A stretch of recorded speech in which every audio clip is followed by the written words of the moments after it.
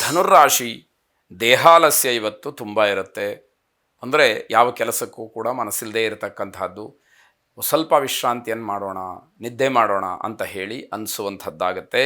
ಮಾತು ಬಹಳ ಮಿತವಾಗಿರಲಿ. ಮಾತಿನಿಂದ ಕೆಲವು ತೊಂದರೆಗಳನ್ನು ಅಥವಾ ಗೌರವವನ್ನು ಕಳ್ಕೊಳ್ತಕ್ಕಂತಹ ಕೆಲಸವನ್ನು ಮಾಡ್ಕೊಳ್ತೀರಿ. ಕಾಲೇಜ್ ವಿದ್ಯಾರ್ಥಿಗಳಿಗೆ ಅಥವಾ ವಿದ್ಯಾರ್ಥಿಗಳಿಗೆ ಶುಭ ಇರತಕ್ಕಂಥದ್ದು. ಹಳೆಯ ಅನುಭವ ನಿಮಗೆ ಏನೋ ಒಂದು ರೀತಿಯಲ್ಲಿ ಹೆಚ್ಚಿನ ಧೈರ್ಯವನ್ನು ಕೊಡ್ತಕ್ಕಂಥದ್ದಾಗತ್ತೆ. ನಾನು ಹಲವಾರು ಸಮಸ್ಯೆಗಳನ್ನು ಈಗಾಗಲೇ ಎದುರಿಸಿಬಿಟ್ಟಿದ್ದೀನಿ ಅಂತಕ್ಕಂಥದ್ದೆಲ್ಲ ಮನಸ್ಸಿನಲ್ಲಿ ಬರುವಂಥದ್ದು. ಆಹಾರದಿಂದ ಆರೋಗ್ಯದಲ್ಲಿ ವ್ಯತ್ಯಾಸವನ್ನು ಕಾಣ್ತೀರಿ. ಅಧಿಕಾರಿಗಳ ಕೃಪೆಗೆ ಒಳಗಾಗ್ತೀರಿ. ಅಂದರೆ ನಿಮಗಿಂತ ದೊಡ್ಡವರು ಮೇಲಧಿಕಾರಿಗಳು ನಿಮ್ಮ ಕೆಲಸವನ್ನು ಮೆಚ್ಚಿಯೋ ನಿಮಗೆ ಆಶ್ರಯವನ್ನು ನೀಡ್ತಕ್ಕಂಥದ್ದು ಅಥವಾ ನೀವು ಮಾಡಿದ ಕೆಲಸವನ್ನು ಒಪ್ಪಿಕೊಳ್ತಕ್ಕಂಥದ್ದು, ಹೀಗೆ ನಿಮಗೆ ಅನುಕೂಲವನ್ನು ಮಾಡಬಹುದು. ವೃತ್ತಿ ಅಥವಾ ನೌಕರಿಯಲ್ಲಿ ಪೂರ್ಣವಾದಂತಹ ಗಮನವನ್ನು ಹರಿಸದಲೇ ತೊಂದರೆಯನ್ನು ಮಾಡಿಕೊಳ್ತೀರಿ. ಇಂದ್ರಾಕ್ಷಿ ಸ್ತೋತ್ರವನ್ನು ಪ್ರಾರ್ಥನೆ ಪಠನೆ ಮಾಡಿ ಶುಭವಾಗಿ. ಮಕರ ರಾಶಿ, ಭಗವಂತನ ಕೃಪೆ ನನಗಾಗಬೇಕು, ದೈವಾನುಗ್ರಹಕ್ಕೋಸ್ಕರವಾಗಿ ನೀವು ಹುಡುಕಾಟವನ್ನು ಮಾಡ್ತೀರಿ. ಯಾವುದರಿಂದ ಭಗವದ್ ಅನುಗ್ರಹವಾಗುತ್ತೆ ಅನ್ನೋದನ್ನು ಆಲೋಚನೆ ಮಾಡಬಹುದು.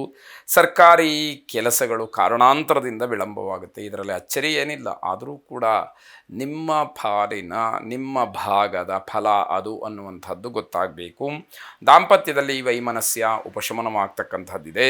ತಂದೆಯವರ ಆರೋಗ್ಯದ ಬಗ್ಗೆ ಹೆಚ್ಚು ಕಾಳಜಿಯನ್ನು ವಹಿಸಬೇಕಾದಂಥದ್ದು. ಸಹೋದ್ಯೋಗಿಗಳು ಯಾವುದೇ ಕಾರಣಕ್ಕೂ ಕೂಡ ಸಂತೋಷವಾಗಿರೋದಿಲ್ಲ. ನಿಮ್ಮ ಜೊತೆ ಕೆಲಸ ಮಾಡುವಂಥವರು ನಿಮ್ಮ ವಿಚಾರಗಳಿಂದ ಅವರಿಗೆ ಬೇಸರಗಳೇ ಇರುತ್ತೆ.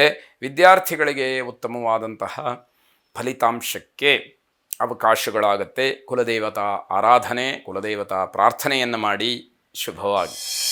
ಕುಂಭರಾಶಿ, ಜೀವನ ಶೈಲಿಯ ಬದಲಾವಣೆ ಸ್ವಲ್ಪ ಮಟ್ಟಿಗೆ ಕಾಣುವಂಥದ್ದಿದೆ. ಉತ್ತಮವಾದಂತಹ ದಿವಸ ಅಂತ ಹೇಳಿ ಅಂದ್ಕೊಳ್ಳೋದ್ರೊಳಗಡೆ ದಿನಪೂರ್ತಿ ಕಳೆದು ಹೋಗ್ಬೋದು. ವಿರೋಧಿಗಳಿಗೆ ನಿಮ್ಮ ಶಕ್ತಿ ನಿಮ್ಮ ಸಾಮರ್ಥ್ಯದ ಬಗ್ಗೆ ಒಂದಷ್ಟು ಅರಿವಾಗುತ್ತೆ. ಬೇರೆಯವರ ಕೆಟ್ಟ ದೃಷ್ಟಿ ನಿಮ್ಮ ಮೇಲೆ, ನಿಮ್ಮ ಕುಟುಂಬದ ಮೇಲೆ, ಪರಿವಾರದ ಮೇಲೆ ಬೀಳದೇ ಇರೋ ಹಾಗೆ ನೀವು ಗಮನಿಸ್ಕೊಳ್ಬೇಕಾದಂಥದ್ದು.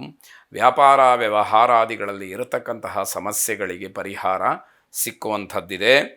ಅಪೂರ್ಣವಾದಂತಹ ಕೆಲಸಗಳನ್ನು ಪೂರ್ಣ ಮಾಡೋದರಲ್ಲಿ ತಲ್ಲೀನರಾಗಿರ್ತೀರಿ. ಯಾವ ಕೆಲಸ ಅರ್ಧಕ್ಕೆ ನಿಂತಿದೆ ಅದನ್ನು ಪೂರ್ತಿ ಮುಗಿಸ್ಬೇಕು ಅಂತ ಹೇಳಿ ಆಲೋಚನೆ ಮಾಡಿ ಕಾರ್ಯಪ್ರವೃತ್ತರಾಗ್ತೀರಿ ಅಂತಕ್ಕಂಥದ್ದು.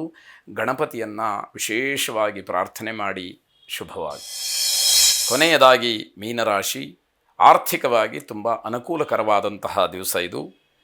ಪರಿಸರ ಧನಾತ್ಮಕವಾಗಿರುತ್ತೆ. ಅಂದರೆ ನಿಮ್ಮ ವಾತಾವರಣ ಏನಿದೆ ಅದೆಲ್ಲವೂ ಕೂಡ ನಿಮಗೆ ಅನುಕೂಲಕರವಾಗಿ ನಿಮಗೆ ಸಹಕಾರಿಯಾಗಿ ಇರುತ್ತೆ ಅಂತ ಅರ್ಥ.